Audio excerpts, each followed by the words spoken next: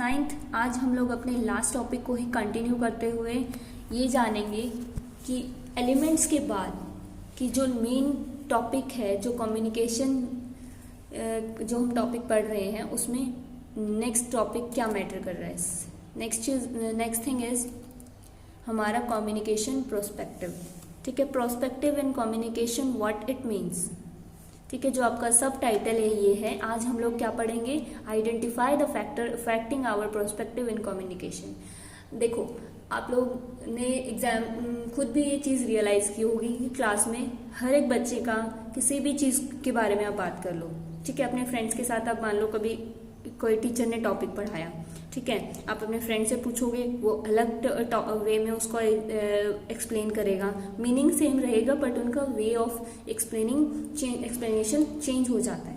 ठीक है, सो वो ये होता है कि हर एक स्टूडेंट या हर एक ह्यूमन बीइंग को कह लो, आप स्टूडेंट नहीं सिर्फ, हर चीज़ को देखने का प्रोस्पेक्टिव अलग अलग होता है, 19-20 आप कह सकते हो। ठीक है, सो वो सब चीज़ें क्या होती हैं आपकी, वो प्रोस्पेक्टिव में आता है। तो अगली चीज़ आप लोग क्या चीज़ देखोगे यहाँ पे कि प्रोस्पेक्टिव में क्या होता है, जो चीज़ें हमारे उसमें, जो हर एक इंसान का किसी भी टॉपिक को लेके कम्युनिकेट करने का तरीका अलग अलग होता है, वो उसका प्रोस्पेक्टिव कहलाता है। सो आगे थोड़ा फर्दर इस टॉपिक को आगे लेके चलेंगे हम लोग।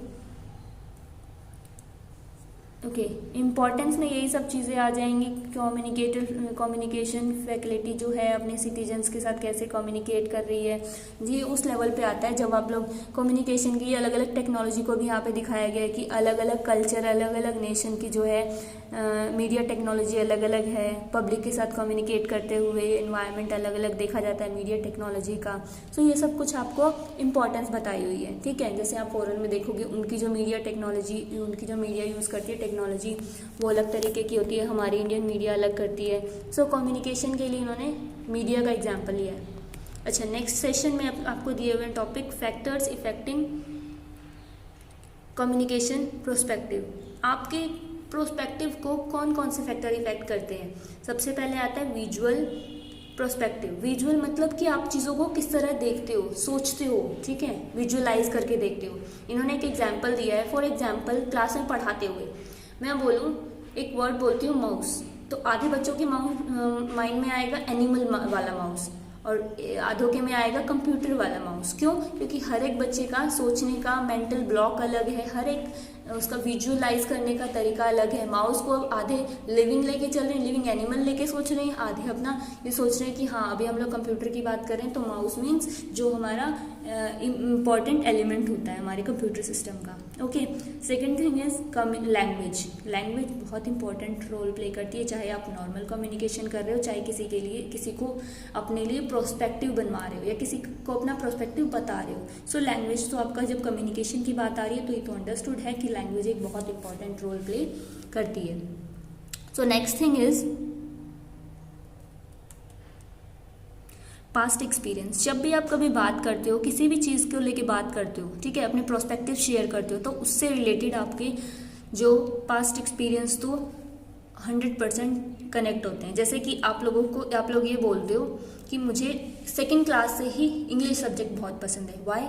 इससे आपका पास्ट एक्सपीरियंस कैसे कनेक्ट हो सकता है? पास्ट एक्सपीरियंस ऐसे कनेक्ट हो सकता है यहाँ पे कि आप लोगों का हो सकता है आपकी इंग्लिश की टीचर इतनी अच्छी रही हो, ठीक है, जिसने आपको क्या किया है, आपके लिए इंग्लिश सब्जेक्ट का जो प्रोस्पेक्टिव है वो चेंज कर दिया हो। आप बोल रहे हो कि जब मैं फर्स्ट सेकंड में था ना तब, या ये बोलो कि फर्स्ट सेकंड में मुझे इतना अच्छा नहीं लगता था इंग्लिश सब्जेक्ट, लेकिन थर्ड में आते आते मुझे इंग्लिश सब्जेक्ट बहुत अच्छा लगने लगा। क्यों? क्योंकि वहाँ पे आपके टीचर ने आपका प्रोस्पेक्टिव चेंज कर दिया। तो इस तरह की बातों में क्या चीज़ बोल रहे हैं कि आपको किसी भी चीज़ को लेकर आपका प्रोस्पेक्टिव चेंज हुआ। क्यों? क्योंकि आपके पास्ट एक्सपीरियंस का इसमें बहुत अच्छा रोल रहा है। ठीक है, उसके बाद आता है प्रेजुडिस। प्रेजुडिस में क्या होता है कि जब आप लोग क्या कर रहे हो, यहाँ पे क्या हो रहा है, कम्युनिकेशन फेल कैसे हो सकता है। ठीक है, यहाँ पे आप ये बोल सकते हो कि जब आप किसी भी चीज़ के बारे में प्रोस्पेक्टिव बना रहे हो, तो अगर प्रोजेस्टिक्स खुद बना के बैठे हुए हो, ठीक है, अगर आपने पहले ही खुद माइंड में बना लिया है कि भाई ये टीचर तो अच्छा पढ़ाते ही नहीं है, तो चाहे वो कितने ही एफर्ट्स लगा लें, कितने अच्छी टेक्निक यूज़ कर लें, आप लोग वो 100% रिजल्ट उस सब्जेक्ट में दे ही नहीं पाओगे। क्यों? क्योंकि आपने अपने माइंड में पहले ही प्रेजुडिस बनाया हुआ है, ये टीचर अच्छा पढ़ाता है ही नहीं। ठीक है। उसके बाद आता है फीलिंग। कुछ चीज़ें होती हैं जिससे आप फीलिंग के साथ, जिससे आप कनेक्टेड होते हो, जैसे किसी किसी के अपनी फेवरेट पेन होता है, फेवरेट नोटबुक होती है, ठीक है। सो वो उससे क्या होता है, उसको लेके आपका प्रोस्पेक्टिव पॉजिटिव रहता है, ठीक है। नेक्स्ट चीज़ एनवायरनमेंट। जब भी आप किसी के सामने अपना प्रोस्पेक्टिव शेयर कर रहे हो, या आप बोलो कि भाई ये वाला कोचिंग सेंटर अच्छा है क्योंकि यहाँ का एनवायरनमेंट अच्छा है, ग्रीनरी आसपास, ठीक है, नॉइज़ भी इतना नहीं है, यहाँ पढ़ने के लिए एनवायरनमेंट है, तो उसको लेके आपका प्रोस्पेक्टिव पॉजिटिव है। सो प्रोस्पेक्टिव ये चीज़ होती है। किसी भी चीज़ को लेके आप लोग जब अपने माइंड बनाते हो, माइंडसेट बनाते हो। अच्छा, अगली चीज़ है आपकी, अभी तक जितने भी टॉपिक्स हमने पढ़े वो हमने पढ़े हैं लैंग्वेज से रिलेटेड, कि हम लोग कैसे कम्युनिकेट, वर्बली कैसे कम्युनिकेट कर रहे हैं ना। सो अभी हम लोग जो भी टॉपिक पढ़ेंगे राइटिंग स्किल को लेके पढ़ेंगे। जैसे हमने सीखा कि हमने इफेक्टिवली कम्युनिकेट कैसे करना है, बोलना कैसे है, ठीक है, कम्युनिकेशन कैसे करना है। अब राइटिंग स्किल पे कैसे हम लोग ध्यान देंगे कि सेंडर ऐसे ऐसे वर्ड यूज़ करे, इजी टू अंडरस्टैंड हो, ताकि रिसीवर को मीनिंग इजीली समझ में आए, ठीक है। सो वो सब चीज़ें। सो सबसे पहली चीज़ें हम देखते हैं राइटिंग स्किल की इंपॉर्टेंस क्या क्या। Use correct grammar. जब भी आप राइटिंग स्किल की बात करोगे, इंग्लिश में अगर आप कोई टॉपिक लिख रहे हो तो वहाँ पे ऑब्वियस सी चीज़ें आप इंग्लिश ग्रामर का ध्यान रखोगे, ठीक है। इज एम आर, ठीक है, शी कहाँ लगेगा, ही कहाँ लगेगा, सिलेक्ट राइट वर्ड।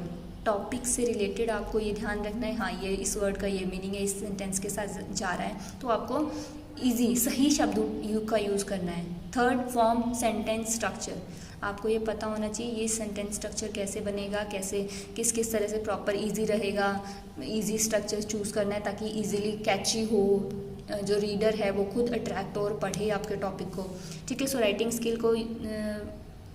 स्किल करते समय या लिखते समय कोई भी चीज़ आपको ये चीज़ें ध्यान रखनी है। अगली चीज़ आती है आपकी फ्रेजेस। फ्रेज क्या होता है, जब भी कोई भी वर्ड, ठीक है, आप किसी भी वर्ड को पढ़ रहे हो, किसी भी सेंटेंस को पढ़ रहे हो जहाँ पे आपको आपके आइडिया का सिर्फ हिंट दिया हुआ है, ठीक है, प्रॉपर आपको उसके बारे में नहीं बताया है वर्ड टू वर्ड, वहाँ पे सिर्फ हिंट टाइप है। जैसे यहाँ पे एग्जांपल दिया है, I get up early in the morning, ठीक है, मैं जल्दी उठता हूँ सुबह, कितने बजे, कोई एग्जैक्ट आइडिया नहीं है, बट हिंट दी हुई है that I woke up early in the morning. Next thing is sentence. It is a group of word which give complete meaning of idea that the sender of a message want to communicate. Sentence में क्या है, यहाँ पे आपको proper meaning मिलेगा उसका word का, ठीक है। ग्रुप ऑफ वर्ड है जिसमें प्रॉपर कंप्लीट मीनिंग और सेंस बनाएगा, जहाँ से आपको आइडिया मिलेगा कि सेंडर क्या मैसेज देना चाहता है आपको, क्या कम्युनिकेट करना चाहता है आपके साथ। जैसे it is a good college, ठीक है, बर्ड फ्लाइज। इस तरह के सेंटेंसेस में क्या है, प्रॉपर चीज़ बताइए कि पक्षी उड़ रहे हैं और ये वाला कॉलेज जो है अच्छा है। प्रॉपर सेंटेंस में आपको चीज़ें समझाई है। अगली चीज़ काइंड ऑफ सेंटेंस। सेंटेंसेस आपके 4 कैटेगरी में डिवाइडेड है। यहाँ पे सबसे पहले आता है असर्टिव या डिक्लेरेटिव। नॉर्मल सी चीज़ है, वर्ड शायद पढ़ के आप लोग समझ जाओ, जहाँ पे भी आप लोग फैक्ट, चीज़ों को डिस्क्राइब करने की या रिपोर्ट, इवेंट, इन सब चीज़ों की बात कर रहे हो, वो आपके डिक्लेरेटिव में आते हैं, ठीक है। इसमें पॉजिटिव नेगेटिव दोनों आते हैं। पॉजिटिव को आप येस सेंटेंस बोलते हो या अफर्मेटिव सेंटेंस बोल सकते हो, और नेगेटिव को नो सेंटेंस या नेगेटिव सेंटेंस। इसमें देखो सबसे पहले हम येस सेंटेंसेस की बात करते हैं। He is a rich man, ये एक अमीर आदमी है, ठीक है। उसके बाद आता है नेगेटिव सेंटेंस आपका, सॉरी, ठीक है, नेगेटिव में नो वाले सेंटेंस। इंटेरोगेटिव, क्वेश्चन वाले। इंपेरोगेटिव सेंटेंस, जहाँ पे भी आपकी कमांड, रिक्वेस्ट या ऑर्डर की बात की जाए। जैसे यहाँ पे एग्जाम्पल दिया है, kindly please land me your pen, okay. Next exclamatory, जहाँ पे भी आपको फीलिंग शो कर रहे हो जिस सेंटेंस में भी आप, ठीक है, सरप्राइज, पिटी, सॉरो, जहाँ पे भी फीलिंग्स शेयर करते हो आप, वो वाले आपके एक्सक्लेमेटरी में आते हैं। Next thing is part of sentence. आपको सभी को पता है सेंटेंस को दो, ये सब चीज़ें ना आप लोग ग्रामर में बेसिक चीज़ें आप लोग बार बार पढ़ चुके हो। अब आपको जब भी आप कोई इंग्लिश की टॉपिक लिखोगे तो ऑब्वियसली चीज़ें आप ग्रामर तो रिवाइज होगी हर जगह, ओके। नेक्स्ट थिंग इज आप लोग पढ़ रहे थे पार्ट ऑफ सेंटेंस। 2 सेंटेंस के पार्ट होते हैं, सब्जेक्ट एंड प्रेडिकेट, ओके। यहाँ पे देखो पूरा टेबल में आपको शो किया हुआ है, बर्ड फ्लाइज मतलब पक्षी उड़ रहे हैं, तो यहाँ पे सब्जेक्ट क्या है, बर्ड, और प्रेडिकेट क्या है, fly. Next thing is part of speech, noun, pronoun, adjective, ये सब चीज़ें आप लोग पढ़ चुके हो इंग्लिश ग्रामर में, ठीक है। सो ये रिवीजन टाइप से लेंगे हम थोड़ा। नाउन, नेम अ थिंग और अ पर्सन, किसी भी व्यक्ति या वस्तु का नाम नाउन होता है, हमें पता है। Pronoun, replace a noun, noun के स्थान पे यूज़ होने वाले वर्ड को प्रोनाउन कहते हैं। एडजेक्टिव, नाउन को जो डिस्क्राइब करता है उसे एडजेक्टिव कहते हैं। वर्ब, डिफाइन एक्शन और स्टेट, किसी भी एक्शन और स्टेट को जो डिफाइन करे। एडवर्ब, वर्ब को डिस्क्राइब करे जो, ठीक है। Preposition, links a noun to other word, किसी भी नाउन को किसी दूसरे शब्द से, फ्रेज से या क्लाउज या सेंटेंस से जोड़े जो। कंजक्शन, दो सेंटेंसेस को जोड़े, उस वर्ड को हम कंजक्शन कहते हैं, जैसे बट, एंड, व्हेन। इंटरजेक्शन, जहाँ पे भी आप लोग शॉर्टली किसी भी फीलिंग को एक्सप्रेस कर रहे हो, ठीक है। Next thing is use of article, ठीक है। आर्टिकल आप सभी ने पढ़े हैं इंग्लिश ग्रामर में, और इनकी दोनों को अलग अलग कैटेगरी में समझाया आपको। सबसे पहले इंडेफिनिट आर्टिकल, इंडेफिनिट में आप लोगों को ए और एन आते हैं इस कैटेगरी में। जो ए और एन है ये लोग कहाँ ये कैसे कैसे यूज़ होंगे, कहाँ, इसके लिए आपको चार, जब आप कभी भी प्रॉपर कम्युनिकेशन के लिए कोई टॉपिक लिख रहे हो, ठीक है, वहाँ पे आप लोगों को सबको पता है ए और एन कहाँ यूज़ होते हैं। जैसे यहाँ पे बेसिक चीज़ें भी दी हैं कि हमारे अल्फ़ाबेट्स में, इंग्लिश लैंग्वेज के अल्फ़ाबेट्स में 26 अल्फ़ाबेट, हमारे इंग्लिश लैंग्वेज में 26 अल्फ़ाबेट्स होते हैं, जिनमें से 5 क्या होते हैं, वोवल्स होते हैं। ए, ई, आई, ओ, यू, है ना। सो जो वोवल्स हैं, वोवल्स के सामने क्या यूज़ करते हैं आप, ठीक है, ये आप लोगों के लिए क्वेश्चन है, ठीक है। सो ए और एन को करेक्टली कैसे यूज़ करना है, उसके लिए आपकी बुक में 4 रूल्स दिए हैं। A, in spite of being an infinite article, can be used before, sorry for disturbance, using indefinite article, ठीक है। इनको करेक्टली कैसे यूज़ करना है, इसके कुछ रूल्स हैं। सबसे पहले आपको क्या करना है, इंडेफिनेट आर्टिकल में यूज़ करते समय हम लोग कहाँ यूज़ कर सकते हैं, जैसे जहाँ पे भी, जिस सेंटेंस में हम लोग किसी फूड के बारे में बात कर रहे हो, वहाँ पे भी कर सकते हैं आराम से। जैसे she gave me a good breakfast at 8 AM, ठीक है, यहाँ पे हमारी फूड की मील की बात हुई है। ए और एन को और कहाँ यूज़ कर सकते हैं, जहाँ पे सिंगुलर वर्ड यूज़ हो रहा है, सिंगुलर काउंटेबल नाउन यूज़ हो रहा है, ठीक है। जैसे एग्जांपल दिया है, the cow is a useful animal. Rule number 3, it must be borne in mind that man and women in general sense represent mankind. जब आप लोग पूरे मैनकाइंड की बात कर रहे हो, ठीक है, मैन और वुमेन की बात कर रहे हो अलग अलग भी, तब भी हम लोग क्या करेंगे, ए का यूज़ नहीं करते, वहाँ पे आर्टिकल यूज़ नहीं होते हैं। जैसे man is mortal, a women is man's better half, ठीक है। इस तरह से जहाँ पे भी मिसेज या मिस्टर का यूज़ होता है, वहाँ पे आप लोग क्या करते हो, वहाँ पे ए और एन का यूज़ नहीं होता है, ठीक है। नेक्स्ट थिंग इज़ आपके, अभी हमने पढ़ा था इनडेफिनिट, अभी हम डेफिनेट यूज़ करते हैं। डेफिनेट में हम लोग द का यूज़ करते हैं। द आप सभी को पता है, जो भी चीज़ नाउन डिनोट होती है, जैसे हॉस्पिटल नाउन है, नाम है किसी जगह का, टेम्पल भी, तो उनके सामने द का यूज़ होता है।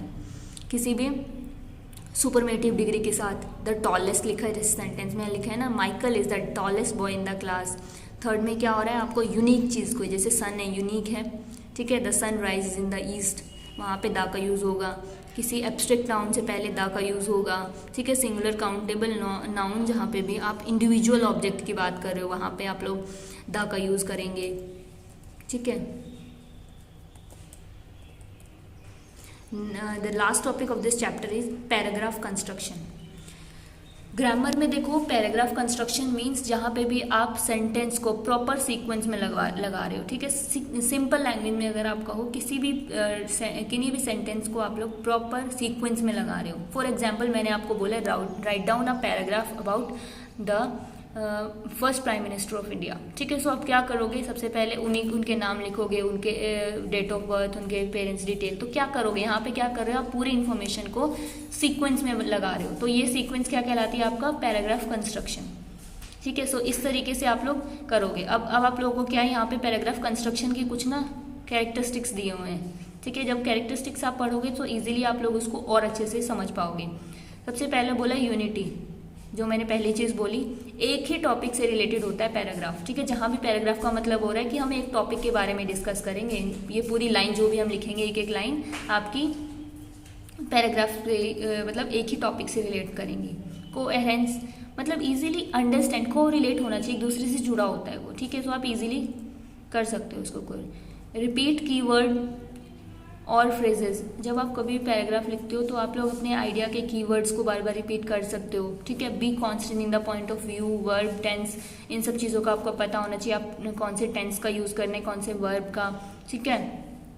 आप लोगों को फ्रेजेस वर्ड जैसे but, first of all, like, ये सब वर्ड्स को आप यूज़ करोगे तो आपका जो टॉपिक होगा, सेंटेंस होगा, सेंटेंस कंस्ट्रक्शन में आपका इजीली आप लोग कर पाओगे, ठीक है, इफेक्टिव होगा। सो ये था आपका फर्स्ट चैप्टर। हम लोग फर्स्ट चैप्टर कंप्लीट कर चुके हैं। इसकी वर्कशीट और एक्सरसाइज आपको प्रोवाइड करा दी जाएगी। Thank you class.